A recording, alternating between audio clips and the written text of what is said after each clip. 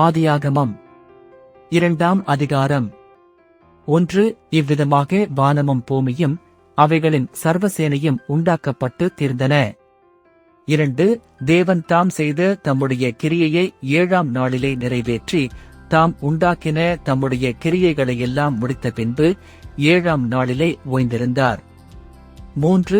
தேவன் தாம் சிருஷ்டித்து உண்டு பண்ணின தம்முடைய கிரியைகளையெல்லாம் முடித்த பின்பு அதிலே ஓய்ந்திருந்தபடியால் தேவன் 7ஆம் நாளை ஆசீர்வதித்து அதை பரிசுத்தமாக்கினார். 4. தேவனாகிய கர்த்தர் பூமியையும் வானத்தையும் உண்டாக்கின நாளிலே வானமும் பூமியும் சிருஷ்டிக்கப்பட்ட வரலாறு இவைகளே. 5.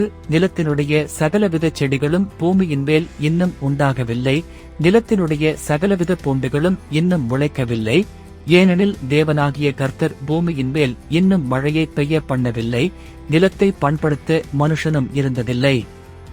6.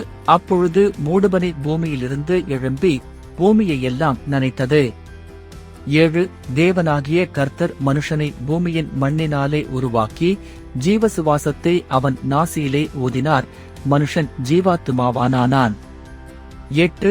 தேவனாகிய கர்த்தர் கிழக்கே ஏதேன் என்னும் ஒரு தோட்டத்தை உண்டாக்கி தாம் உருவாக்கின மனுஷனை அதிலே வைத்தார். 9. தேவனாகிய கர்த்தர் பார்வைக்கு அழகும் புசிப்புக்கு நலமுமான சகலவித விருட்சங்களையும் தோட்டத்தின் நடுவிலே ஜீவ விருட்சத்தையும் நன்மை தீமை அறியத்தக்க விருட்சத்தையும் பூமியிலிருந்து முளைக்க பண்ணினார். 10. தோட்டத்துக்கு தண்ணீர் பாயும்படி ஏதேனிலிருந்து ஒரு நதி ஓடி அங்கே இருந்து பிரிந்து 4 பெரிய ஆறுகளாயிற்று. 11. முதலாம் ஆற்றுக்கு பைசோன் என்று பேர், அது ஆவிலா தேசம் முழுவதையும் சுற்றி ஓடும், அவ்விடத்திலே பொன் விளையும். 12. அந்த தேசத்தின் பொன் நல்லது, அவ்விடத்திலே பிதோலாகும் கோமேதக கல்லும் உண்டு. 13. இரண்டாம் ஆற்றுக்கு கீகோன் என்று பேர், அது எத்தியோப்பியா தேசம் முழுவதையும் சுற்றி ஓடும். 14. மூன்றாம் ஆற்றுக்கு இதெக்கேல் என்று பேர், அது அசீரியாவுக்கு கிழக்கே ஓடும், 4ஆம் ஆற்றுக்கு ஐபிராத்து என்று பேர். 15. தேவனாகிய கர்த்தர் மனுஷனை ஏதேன் தோட்டத்தில் அழைத்துக் கொண்டு வந்து அதை பண்படுத்தவும் காக்கவும் வைத்தார். 16. தேவனாகிய கர்த்தர் மனுஷனை நோக்கி, நீ தோட்டத்தில் உள்ள சகல விருட்சத்தின் கனியையும் புசிக்கவே புசிக்கலாம். 17. ஆனாலும் நன்மை தீமை அறியத்தக்க விருட்சத்தின் கனியை புசிக்க வேண்டாம், அதை நீ புசிக்கும் நாளில் சாகவே சாவாய் என்று கட்டளையிட்டார். 18.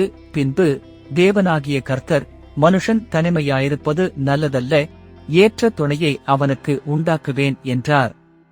19. தேவனாகிய கர்த்தர் வெளியின் சகலவித மிருகங்களையும் ஆகாயத்தின் சகலவித பறவைகளையும் மண்ணினாலே உருவாக்கி ஆதாம் அவைகளுக்கு என்ன பேரிடுவான் என்று பார்க்கும்படி அவைகளை அவனிடத்தில் கொண்டு வந்தார். அந்தந்த ஜீவஜந்துக்கு ஆதாம் எந்தெந்த பேரிட்டானோ அதுவே அதற்கு பேராயிற்று. 20.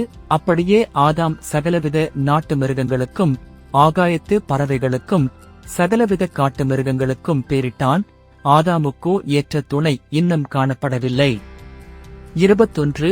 அப்பொழுது தேவனாகிய கர்த்தர் ஆதாமுக்கு அயர்ந்த நித்திரையை வரப்பண்ணினார், அவன் நித்திரையடைந்தான்.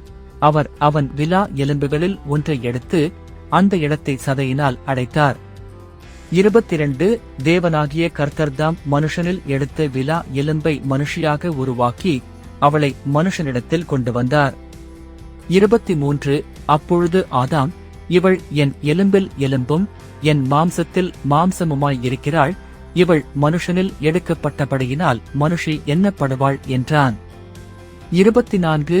இது நிமித்தம் புருஷன் தன் தகப்பனையும் தன் தாயையும் விட்டு தன் மனைவியோடே இசைந்திருப்பான், அவர்கள் ஒரே மாம்சமாயிருப்பார்கள். 25. ஆதாமும் அவன் மனைவியுமாகிய இருவரும் நிர்வாணிகளாயிருந்தும் வெட்கப்படாதிருந்தார்கள்.